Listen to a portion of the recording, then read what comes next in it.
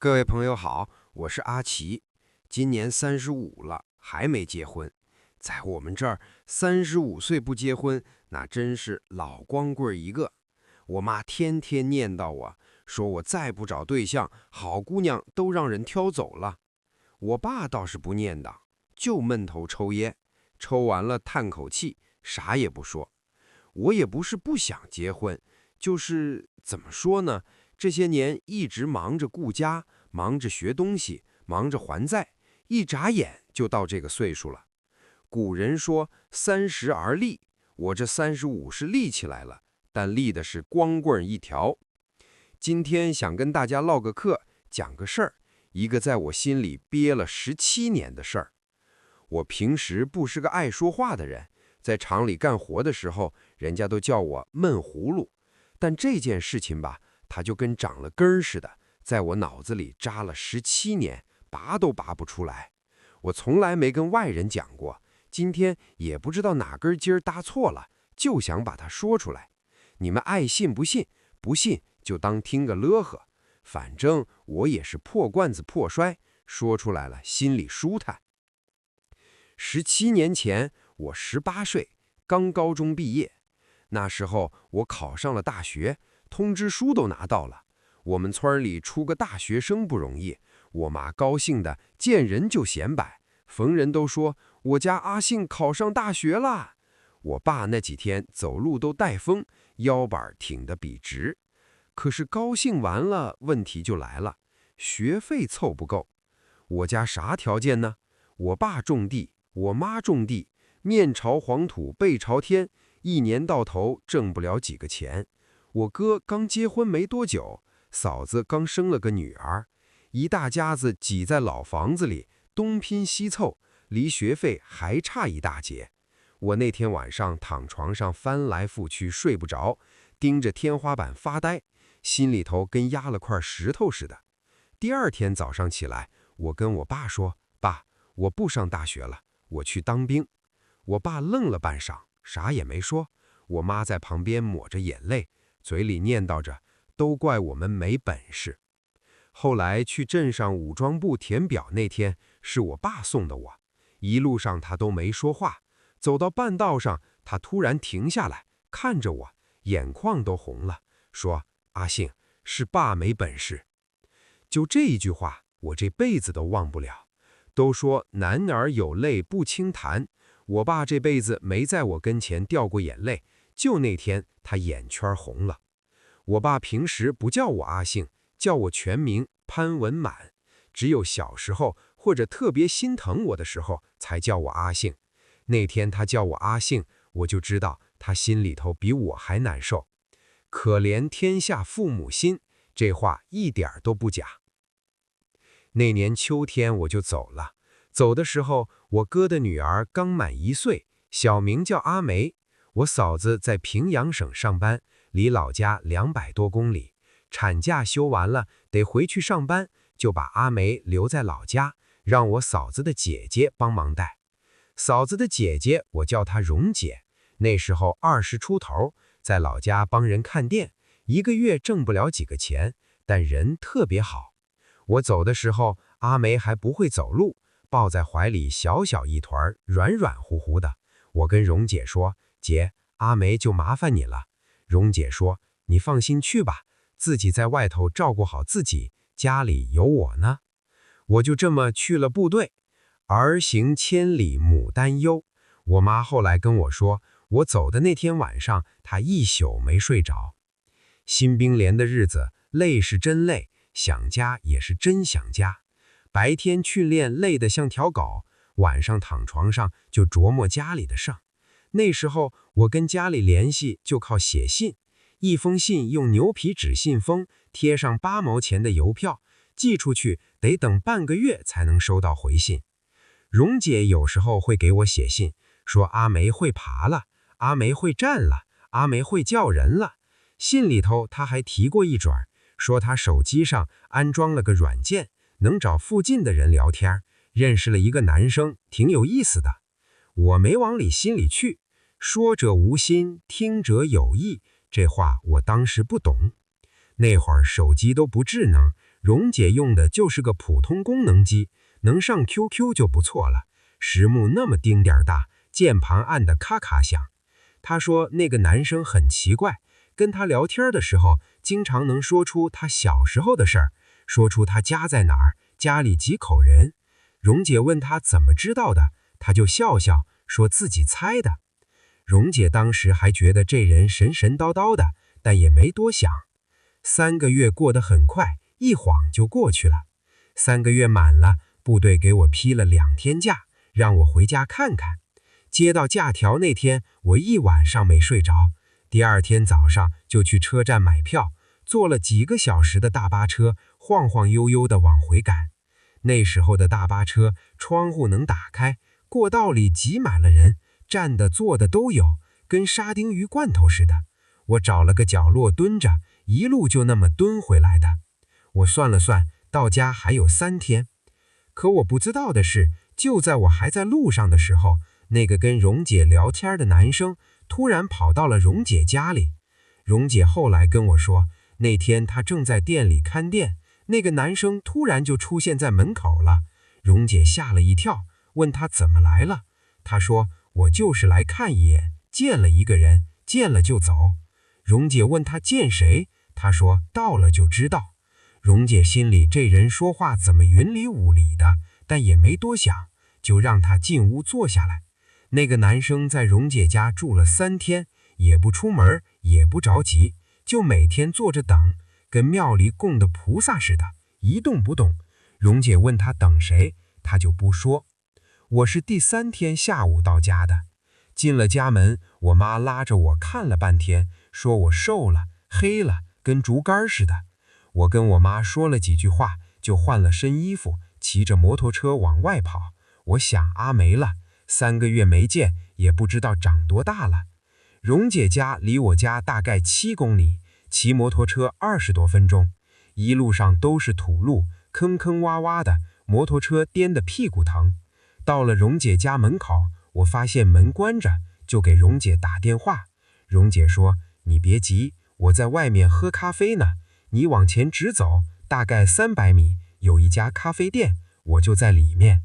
我挂了电话，骑着摩托车就往那边去。到了咖啡店门口，我把车停好，往里看了一眼。蓉姐坐在靠窗的位置，对面还坐着一个人。我没多想，推门进去。就在我推门的那一瞬间，那个人突然抬起头，直直地看着我。那是个男的，跟我差不多大，长得普通，不丑也不帅，就是那种扔人堆里找不着的长相。但他看我的那个眼神，怎么说呢，就好像他等着我很久似的，又好像我欠了他什么似的，直勾勾的盯得我浑身不自在。我愣了一下，但还是走过去，冲他点了点头。他也冲我点了点头，然后就低下头去了，脸一下子红了，红得特别明显，跟煮熟的大虾似的，从脖子红到耳朵根儿。我走到蓉姐旁边，刚想说话，那男的突然开口了。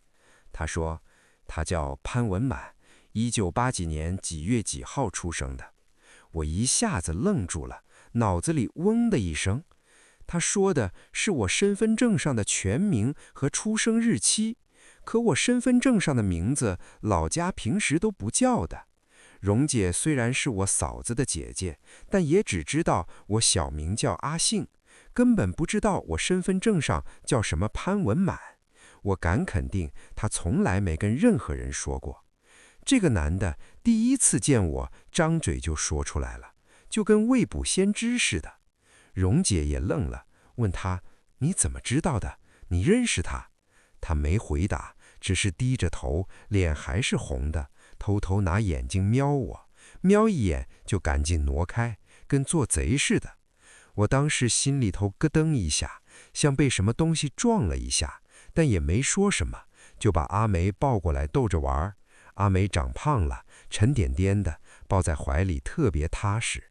咖啡店里有点吵，有人在聊天，有人在嗑瓜子，闹哄哄的。我跟蓉姐说，要不回家聊吧，这儿太闹了。蓉姐说行，我们就一起回了她家。到家以后，那个男生更不对劲儿了。他坐在那儿，头都不敢抬，手都不知道往哪儿放，跟犯了错的小学生似的。蓉姐给他倒水，他接过来就捧着，一口也没喝，就那么捧着。我抱着阿梅在旁边逗他玩，他就偷偷看我。我看他的时候，他又赶紧把眼睛挪开，脸一直红到耳朵根儿，跟个害羞的大姑娘一模一样。坐了一会儿，他突然站起来说：“我得走了。”蓉姐说：“这才几点呢？都下午了，吃完饭再走呗，明天再回。”他摇摇头说：“不行，一定要走。”蓉姐拦都拦不住，他就这么走了，跟逃跑似的。他走了以后，蓉姐问我：“你们俩之前认识啊？”我说：“不认识啊，我从来没见过他。”蓉姐说：“那他怎么知道你身份证名字，还知道你哪天生的？你看他刚才那样子，一见你就脸红，好像特别了解你似的。这里头肯定有事儿。”我说：“我真不知道他是谁，我也纳闷呢，二丈和尚摸不着头脑。”蓉姐越想越奇怪，就给他电话，打了好几遍他才接。蓉姐问他：“你怎么回事？你怎么认识阿信的？你刚才见了他，怎么那个样子？”他一开始不肯说，就说：“我跟你说了，你也不信。你不但不信，还得说我是神经病。”蓉姐说：“你说，我信不信是我的事儿。”他沉默了好一会儿，才开口。他说：“我提前3天去你家，就是为了等他。我有预感能见到他，所以我才去的。这叫心有灵犀一点通。他上辈子是中国人，北京的。上辈子他特别帅，长得跟摩托似的。这辈子一般，不算丑，也不算帅，就是个普通人。我上辈子是个女的，我们俩互相喜欢，两情相悦。他家里穷，我家里有钱，两边父母都不同意我们在一起。后来我们俩一起厮杀了，殉情。上辈子的事儿我都记得清清楚楚，可他什么都不记得。这叫前世不忘，后世之师。可他把前世忘得一干二净。上辈子他叫什么？叫钟浩奇，北京的钟浩奇。蓉姐听完，整个人都傻了，嘴巴张得能塞进去一个鸡蛋。她把这些话转述给我的时候，我也傻了。钟浩奇这个名字我从来没听过，可是不知道为什么，这3个字从我耳朵里钻进去的时候，我心脏猛地一跳，跳得特别厉害，像被人转住了似的，喘不过气儿来。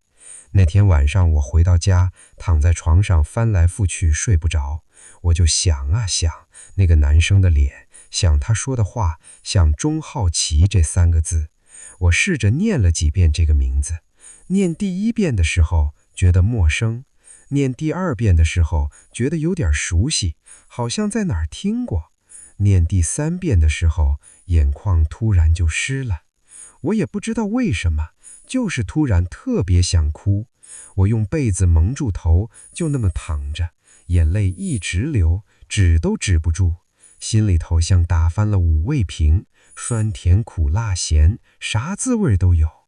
后来我问蓉姐，那个男生叫什么名字，家住哪？蓉姐说她也不知道，只知道个网名。她后来又试着联系他，那人已经把他删了，再也找不着了，跟人间蒸发了似的。我在老家待了2天，就回部队了。这件事儿就这么过去了，往事如烟，日子照常过。新兵连结束，下连队退伍，一晃17年就过去了。真是光阴如箭，日月如梭，一转眼我都35了。退伍以后，我没去北京，那时候家里条件不好，我得挣钱，一分钱难倒英雄汉，这话一点都不假。我去了平阳省，在阿迪达斯的鞋厂上班，当技术员，就是那种流水线上的活，一天干10几个小时，累得腰都直不起来。晚上回到宿舍倒头就睡，但工资还行，能往家里寄钱。在鞋厂干了4年，我把家里的旧房子翻新了，又把欠的债还了一部分。那时候我哥孩子也大了，要上学，开销大，我能帮一点是一点。